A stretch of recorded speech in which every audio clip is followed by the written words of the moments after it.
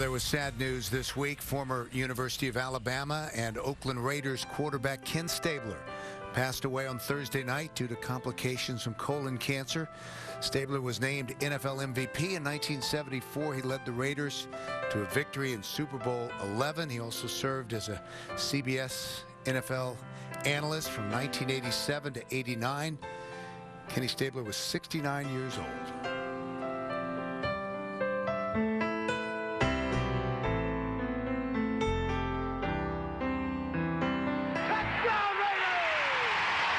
Here he is, fading, looking. He's under the gun. He's caught, he throws. It is. Oh, he caught it.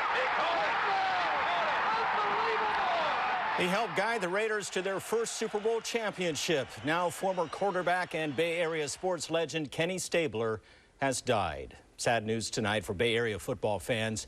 Good evening, I'm Ken Wayne. Frank Somerville is off tonight. And I'm Julie Hayner. He's considered one of the Bay Area's all-time greats. Quarterback Kenny Stabler has died in Alabama at the age of 69 after battling cancer. Stabler's family announced the news in a statement saying he was a kind, generous, and unselfish man, never turning down an autograph request or an opportunity to help someone in need.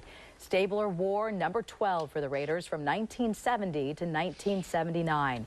That first Super Bowl victory came in 1977. The family statement said Stabler was diagnosed with colon cancer in February. We found a fan from Hayward this evening who brought flowers to Raiders headquarters. A renegade, you can call whatever you want to call him, on the field, he's a winner. The greatest two-minute quarterback of all time. KTVU Sports Director Mark Ibanez was just a Cubs sports reporter back in 1979, and your first NFL locker room visit, you got to meet Kenny Stabler. Yeah, it's something you never forget. You know, of course, every now and then people will ask about particular athletes. What was he like or this guy like? Favorite interviews. But I can tell you without a doubt, and I'm sure other reporters who covered the Raiders during that era would agree, Kenny Stabler, one of the friendliest, easygoing, not full of himself guys you'd ever want to meet. And that's why he was beloved not only by his teammates but fans too. But you got to remember, once he hit the field, a fierce competitor, yet his calm demeanor on that field, a big reason he was able to lead the Raiders to so many great comeback victories. And for you younger fans, he was to cool in the 70s what Joe Montana was in the 80s. Thriving in pressure situations, leading the Raiders to that first Super Bowl triumph against the Vikings in '77. Stabler was also involved in such momentous plays as the Holy Roller, the Sea of Hands, and the Ghost to the Post. Moments that not just Raider fans, but all football fans are going to remember forever. Despite the fact he was the undisputed star of those great Raider teams, he was always one of the guys and never gave the impression on or off the field that he was any more important than the next man. Just one of the many reasons he's in my top 3 athletes of all time, just on a personal level. I'll never forget him. And, you know, like you said, first game I ever covered for the Raiders in the locker room, you know, I saw a great moment, an example of his leadership as, I guess it was a kicker by the name of Jim Breach, a guy out of Cal, missed a very short field goal at the end of the game, kind of cost them the ball game. And afterwards, all these reporters had this little guy shoved into the locker and jamming microphones in. Why'd you do it? Why'd you miss that kick?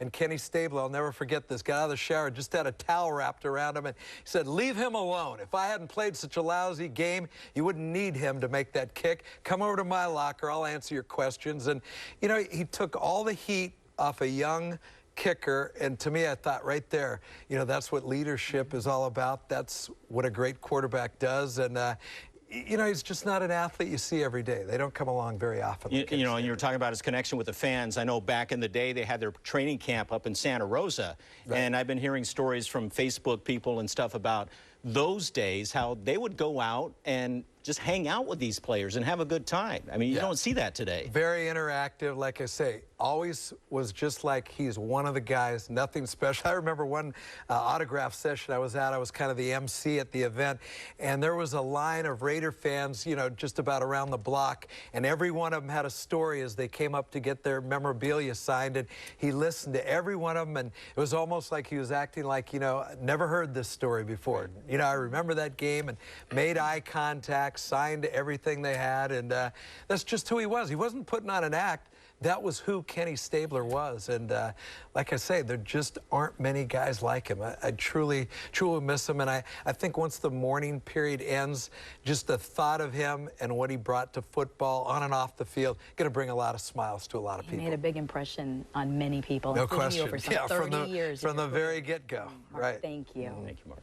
Well, tributes to Stabler have been pouring into the KTVU newsroom. In a statement, former Raiders coach John Madden remembered his QB fondly. If I had one drive to win a game to this day and I had a quarterback to pick, I would pick Kenny. The Raiders said in a statement that Stabler wore the silver and black with pride and poise and will continue to live in the hearts of Raider fans everywhere.